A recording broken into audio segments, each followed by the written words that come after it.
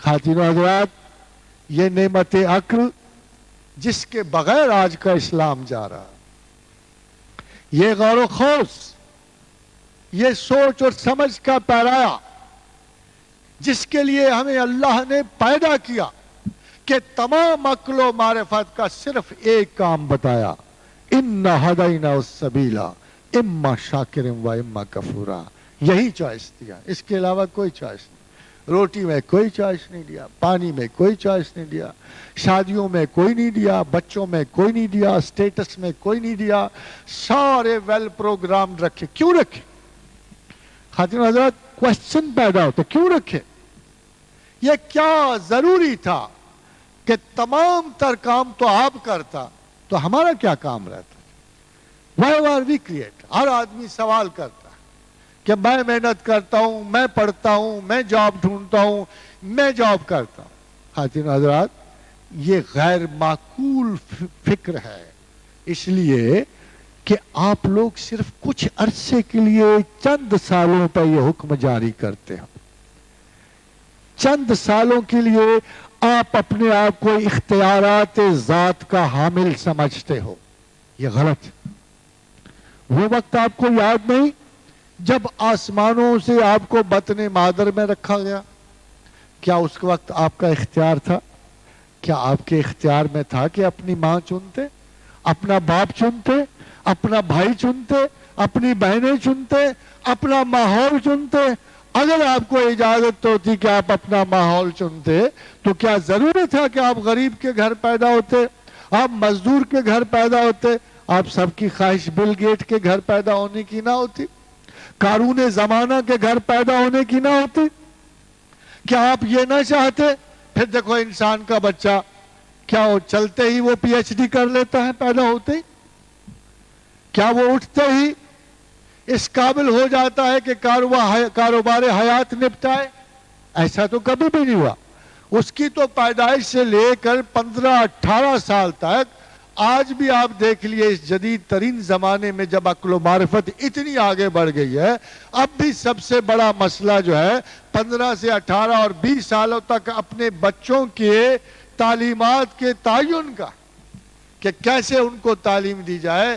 بیکار بنے پھرتے ہیں، کیا پڑھایا جائے کیا نہ پڑھایا جائے جس سے وہ اپنا رزق کمانے کے قابل ہو سکے۔ خاتون حضرات، پھر چند ایک سال آئے جس میں روٹی کمانے کے قابل وہ خود ہو گیا، اب وہ دہریہ بھی ہو گیا، اب انائے انسانی اور تکبرات انسانی کے تحت اس نے میں کرنی شروع کی، میں یہ کرتا ہوں، میں وہ کرتا ہوں۔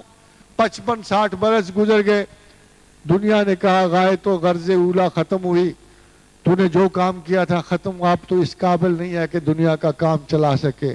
آپ ریٹائر ہوئے، گھر پہنچے، ہر آدمی سے لڑ رہے ہیں، روٹی وقت پہ دینے والا کوئی نہیں، پاؤں میں اتنا زور نہیں کہ کھانے تک خود لٹک کے جا سکیں، اور وہ 5-10 سال بھی عمر ارذل کے، وہی بیکاری کے، بے چینی کے، اضطراب کے سال گزارتا ہے۔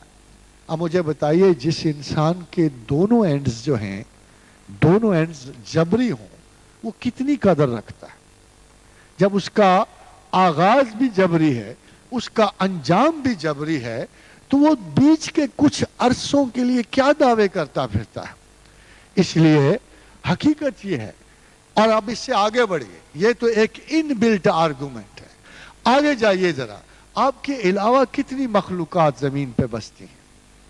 کوئی انسان ہے جو دعویٰ کرے کہ ان مخلوقات کا رب میں ہوں؟ اصولاً جب ہم اللہ پہ جبر و قدر کی نگاہ رکھتے ہیں تو ہمیں یہ جاننا چاہیے کہ اللہ نے اگر ہمیں اختیار ذات اور رزق بخشا ہوگا تو پھر کسی اور مخلوق کو بھی بخشنا چاہیے اسے، مگر کوئی اور مخلوق بھی ذخائر کرتی ہے خوراک، سارے بیچارے وہ چیمٹی ہو یا پرندہ ہو۔ اور بڑی خوبصورت مجھے بات یاد آ گئی حضرت عیسیٰ علیہ السلام کی، کہ یوحنا ساتھ چل رہے تھے، بغل میں 2 روٹیاں تھیں پوٹلی میں بند، پوچھا یوحنا تیری بغل میں کیا ہے؟ فرمایا نبی اللہ 2 روٹیاں ہیں۔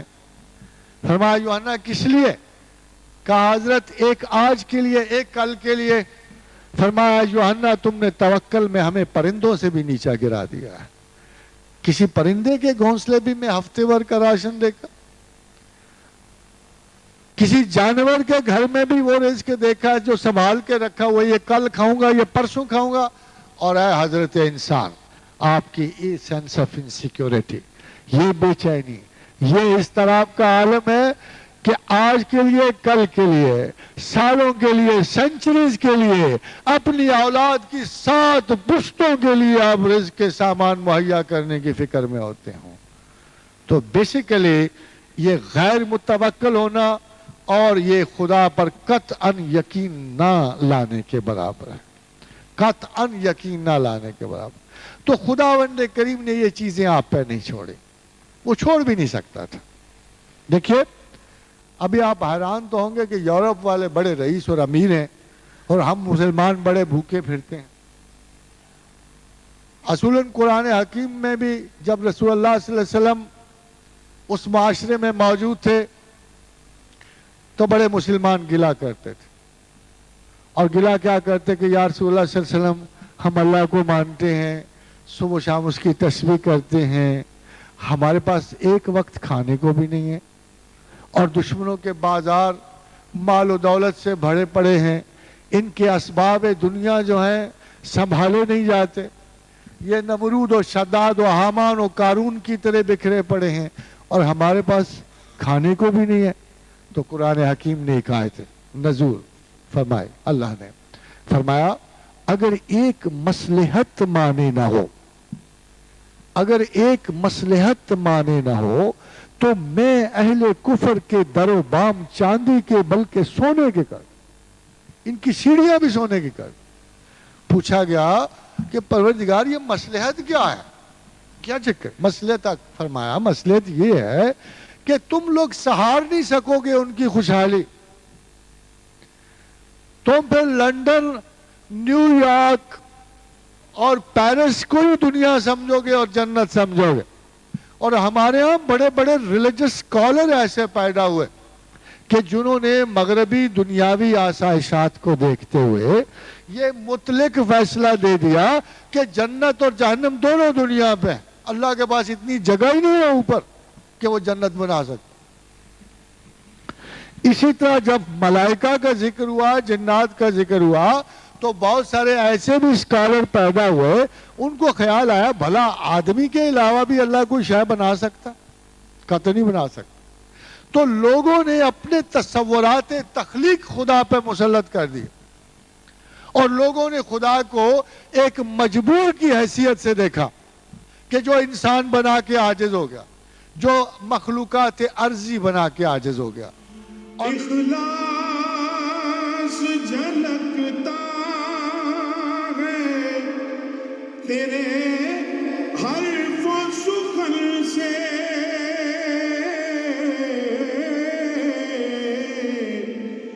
مکتب